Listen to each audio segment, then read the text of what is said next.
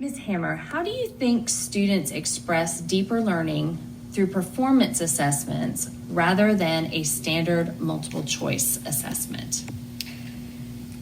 A standardized test or assessment has right or wrong answers. Someone else determined what is important that students should be answering about versus a performance-based assessment where students decide on topics, for instance, and what's most important for them. So whether you give them a choice of topics or they have their own, everybody does the same topic, within that umbrella, they would choose then what they're going to have a project be about. And therefore, it just leads to deeper understanding.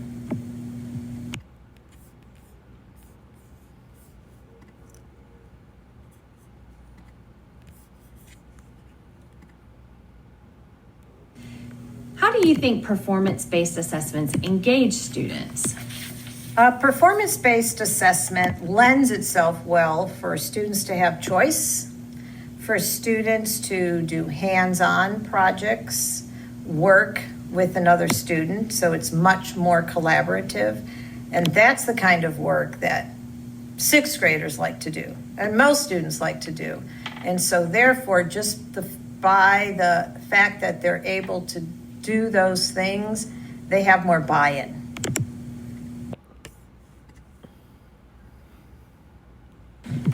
So how did your performance assessments evolve from the fall to the spring? And then what are your team's next steps or plans for next year's performance assessments? So when we began the school year and planned our performance assessment, we based that on assumptions about students' skill level. And so we taught skills in order to get them to that point. And then when we gave that first performance assessment, we realized there were other skills that were lacking and we needed to go back.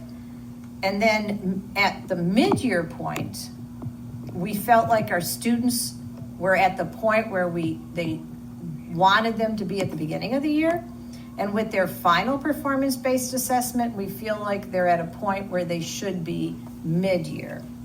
So next year, we need to go back and look at what are some holes that may be in their skill set that we need to plug early in the year. And then our instruction and the type of work students do to develop skills needs to be more cyclical, where we teach a skill and then come back to it after so much time or exploring different skills so that students have repetition in their practice of their skills.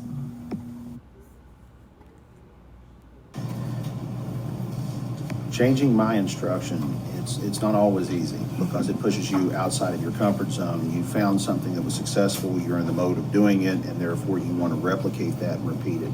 So when we shifted to these types of project-based assessments, it's forced me to get out of the memorize, repeat, spit it out on a test. So now I'm trying to do more activities with students that are allowing them to use primary sources, to be more analytical when they're thinking, which is creating a more well-rounded student.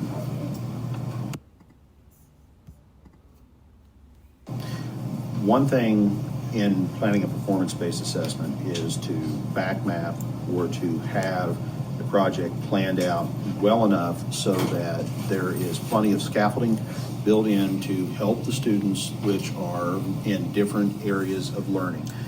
Students may be emerging English language learners. Students may have special needs and accommodations that need to be built in to this. So just pushing out a DBQ is not sufficient enough for another type of performance-based assessment. We have to coordinate and work with our specialty teachers to bring in the scaffolding that we need to help meet the students where they're at and help them to grow.